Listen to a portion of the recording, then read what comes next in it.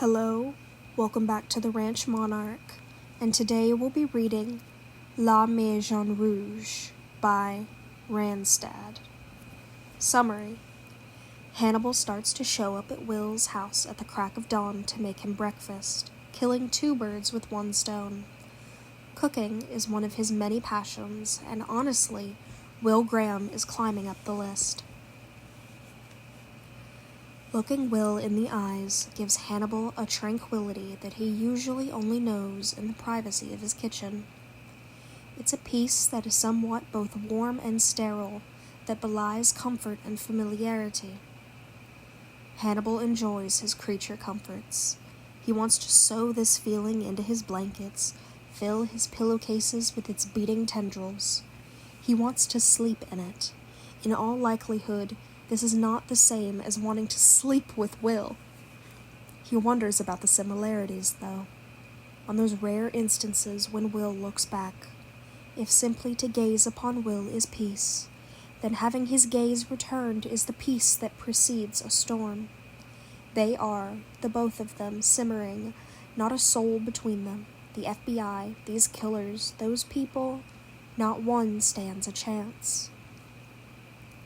What keeps Hannibal's desire outpacing his hunger is the fact that Will still seldom looks back, even when it's just the two of them in all the spaces they are beginning to share comfortably.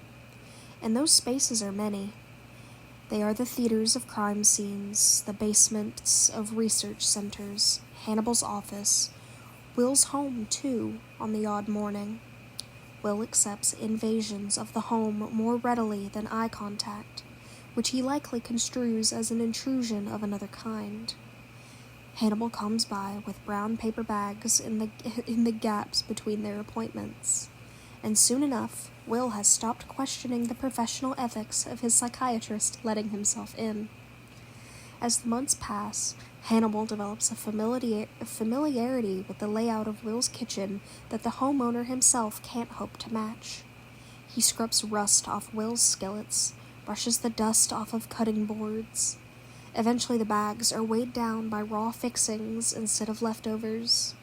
And here, in a kitchen as dissimilar to his own as Earth is to Mars, Hannibal begins to cook.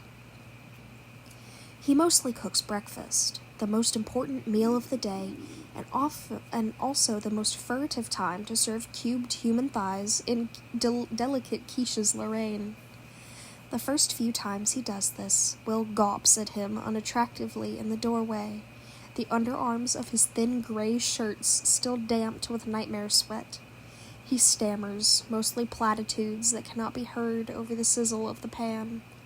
Sunlight is only just beginning to trickle in through the shut blinds. The dogs are sleepy-eyed but curious, and Hannibal ignores them politely, though occasionally cuts of meat will slip from the knife, and the dogs will know no better than to snatch them up. Will says, aghast. You don't really have to do this. I know, Hannibal says.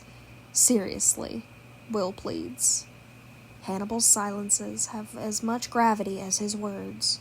However, and in his initial discomfort, Will settles for tidying up the small weekly messes, as if he worries that once Hannibal is finished with his work in the kitchen, he will turn around and find work everywhere, every nook and cranny a place in need of an opulent touch. Instead, when Hannibal is done cooking, he sets the table and beckons. He folds the napkins into French pleats, puts them between an ill-tended flower from the yard, and like that, voila, they are dining. They are a world away. He watches Will's jaw work gratefully through the sinew of a young communications intern and feels in his heart the first stirrings of romance. The important thing is that Will never turns him away at the door. At first, Hannibal knows that this is the lone courtesy of a man who lingers strictly on the fringes of polite society. Will is rude, exacting, but he's not rude enough. But soon, and not at all surprisingly, it does become about the food. Hannibal knows his way around more than a croissant or a croquant. He has an arched wrist like a maitre d'. He makes rosettes out of paper napkins. He polishes Will's discount cutlery to a mirror sheen. "You don't have to do that either," Will says when Hannibal does it the first time, jerking towards him with a frenetic urgency that suggests Hannibal is performing a criminal act. Geez, you come in here dressed like that, and then you make like a butler." "Nonsense," Hannibal says smoothly, clinking mugs together, his shirt sleeves folded up to his elbows. "A meal itself is an artwork, Will, and small embellishments such as these are therefore the frame in which you will ultimately set your masterpiece." Will clutches at his hair. "It is 8 a.m, he says. "You're making scrambled eggs, not painting the Sistine Chapel." "Perico, perhaps with Cheetos on the side. I do always bring ham." "Doctor, forgive me," Hannibal says, unable to keep the smile off his face as he dries a butter knife with a dish towel. "I have a compulsive need to inflict my personal pleasures on my friends." "Yeah, well," Will says, and Hannibal nearly breathes in the drop in his voice, the way he has to fight not to mutter. It's not that I don't appreciate it." Hannibal slides his gaze to his companion, then, for a rare moment, their eyes meet. Color flickers up the side of Will's neck like a blunt scratch from a heavy claw, and his shoulders lock in place. Then suddenly, he smirks, nervous but happy. Whatever the distractions that blind him when he looks in the eyes of others, he cannot find them in Hannibal's. The realization is so unexpected a delight that Hannibal finds himself twisting the napkin around his fingers while they eat, unthinking, as though he is pulling the ribbon loose from a particularly exquisite gift. Then comes a morning where Hannibal has made the meal, set the table, and is in the middle of setting his folded apron back in his bag when Will juts a finger at it and says, "You know." He cuts himself off, looks dismayed, and raises his coffee to his lips. He gestures at the apron again, haltingly. "You can leave it," he mumbles against the rim of the mug. "Here, like, under the sink or something. One less thing to pack." Hannibal pauses. "Really?" "Yeah, I can throw it in with my laundry." Will raises his eyebrows. "Unless it's the only one you got, which somehow I doubt." Hannibal nearly shudders to think the dogs might get to it, the way they've gotten to all of Will's blankets and rugs. But then he looks around and sees the house for a moment as a living, breathing space. His clothes beneath the sink, his growing outfit of spices in the pantry, his meat in the freezer, all of them foreign in a body that is steadily losing the ability to expel them. He has to smile. "If you insist," he says. "Well, I wouldn't exactly say I'm insisting," Will mutters, glancing up. Their eyes meet again over the top of the coffee cup. Hannibal breaks the spell with a wink. Will makes an exasperated burbling sound into his coffee, but something flickers over his face. This little ripple of self-disgust, and Hannibal has to fight the urge to pursue it with his tongue. Hannibal is more than a good cook. He's a chef, and to call him less would be an understatement so criminal he's killed someone for it. He makes deviled kidneys on toast one morning, when Will's class is cancelled, light trickling through the blinds and spilling sunbeams over his knuckles as he sorts through the cutlets. He's typically very particular when it comes to kidneys, ideally vegetarians, non-drinkers, and never a smoker under any circumstances. By those provisions today. Today's kidneys are exceptional. He coats them in flour and drops more butter in the skillet. The whoosh of steam makes Will jolt a little in the corner of Hannibal's eye. He turns around while the butter melts, patting flour off his fingers and leaning against the counters. "English breakfast," he says, "usually cooked with lamb kidneys." Usually, Will asks. His feet are propped up on the adjacent chair. He has a dog in his lap. He keeps very clean toenails. Usually, Hannibal turns back to the stove and tosses the slices into the pan. The air crackles. Veal today. You are terribly spoiled, Professor Graham. You really shouldn't have, Will says softly. It only takes 1 or 2 minutes for the kidneys to fry, but during that period, Hannibal becomes acutely aware of the fact Will is watching him. He knows his delight with the quality of meat is apparent. He knows he can't help the visible flourish with which he cuts the baguette. He knows that Will has probably correctly deduced that the layman is never afforded the chance to watch him cook at all, and so Will, in all likelihood, feels as though he is seeing love given kinetic form, a private performance in what happens to be an open theater. He watches Will in his peripheral vision as he sets down the toast, dusting the tops of the dishes with parsley. Will's eyes are on Hannibal's forearms, on his folded sleeves. Then Will looks up at him. He smiles. "Thank you," Will says. "My pleasure," Hannibal says, toweling his hands clean and beckoning for Will to take the first bite. He does, murmuring his satisfaction around a full mouth.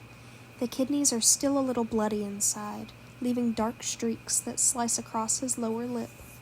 He sets the toast down to dab at his mouth with a napkin, and then the bites that follow are more measured, concentrated. Hannibal loosens the knot of his apron and sits down. "There's a little Madeira in it," he says. "You may keep the bottle if you find yourself so inclined." "If I start liking everything you like, I'll find myself bankrupt in a week." "I am known to spare a few expenses for pleasure." Will reaches for a second piece, and when he bites into it, his eyes flutter shut, as though he's been stolen briefly into another world. Hannibal takes this opportunity to reach across the table and pocket the used napkin. Some pleasures, he reflects, cost literally nothing at all. They never, ever talk about their meals during their sessions. Hannibal doesn't care much in any case, but it keeps a more polished veneer of distant professionalism over their relationship. Jack Crawford has even asked Will if he tried any of Hannibal's absolutely miraculous cooking. His pork loins are out of this world. And, looking away, his body straining thoughtlessly towards Hannibal, but his feet stock still, Will said no. Not really. No. The lies that govern the shape for the space between them are dense and delicate like a forest. They discuss cases during their sessions. They socialize like adults over breakfast. Will has grown to like the sound of Hannibal's knock in the morning, beyond any specter of doubt, and Hannibal has always known how to play a long game. Of course, you can tend to the forest with all the love of a god, but it only takes a fire. One morning, Will finds himself churlish, stuttering and non-committal as Hannibal empties today's brown bag on the counter. No matter. Will has as much agitation in his body as he does water, and anyway, he usually softens by the time the coffee is stirred and the napkins folded. He still watches Hannibal cook, and cook Hannibal does. He chops up a sourdough baguette, languid and precise, and lines gleaming red tomatoes at his elbow. He gets oil on his fingers and flicks it carelessly into the burner. Fire lashes against the ceiling, a tower bright and loud.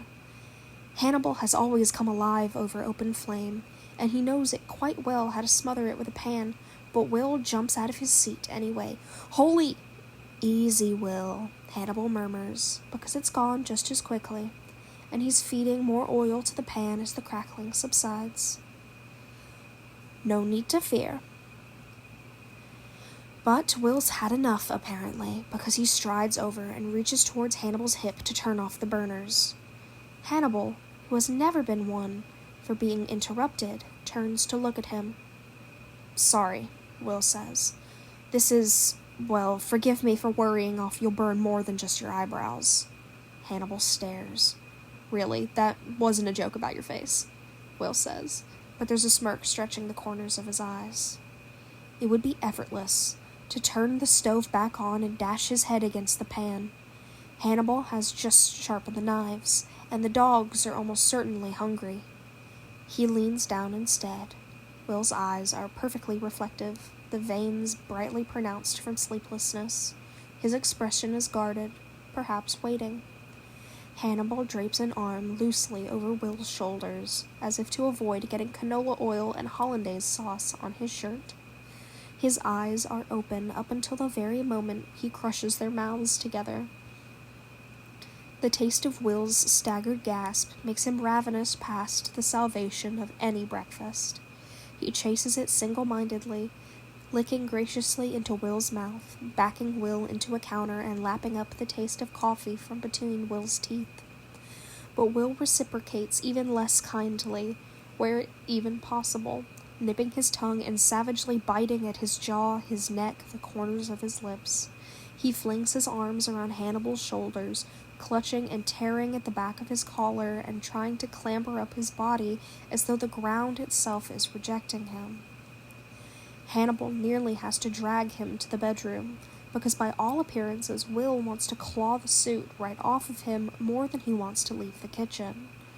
True enough, once Will is set down on the bed and stopped to undo his tie, he is dismayed to feel the frayed threads at the back of his neck. The discovery almost takes him entirely out of the moment, but Will is rearing up, pulling his tie loose with shaking hands, his eyes once cold and wild. But Hannibal remembers his purpose, remembers to be indulgent. He opens Will up with his fingers and tongue and eats him out, languid, savoring every nuanced taste. Above him, Will's knees are spread, his nipples are hard through the cotton of his t-shirt, and he has his fist jammed in his mouth to keep from shouting. He looks like a rather lavish dessert. And when he comes, well, Hannibal has never been one to allow a metaphor to overstay its welcome, but when it comes to dessert, he's also never said no to a cherry on top. Hannibal leaves him half-dressed wreck in his room. He goes back to the kitchen, washes his hands, and turns on the stove to finish the tomatoes Benedict. When Will comes back out, the table is set. Hannibal is seated motionless over another steaming cup of coffee. He glances up and smiles, beckoning to the seat across him. "Sex and breakfast?" Will mutters. Hannibal is delighted to realize his nervous voice is the same as the voice choked raw from orgasm. "You certainly are old school." "Nonsense," Hannibal says, setting down his cup. "I only hate to leave any work unfinished." Will tears a piece of bacon off his breakfast and lets a passing retriever nip it from his fingers. "I'm not sure we'd be permitted to continue our therapy sessions, such as they were." "Perhaps my ethics were remiss well before I ever darkened your bedroom doorway, Will." Will looks up. "I can't say for certain," Hannibal confesses. He glances into the distance, perhaps in search of what a better man would have done. There is another one of his indulgences. There is no room for better men between them. He will crowd them all out. Still, we are adults. Whatever the true capacity in which you need me, I won't let you down, Will. "Thank you," Will says. "Really, Thanks." His eyes truly are lovely. Hannibal wants to fall asleep with one in each hand.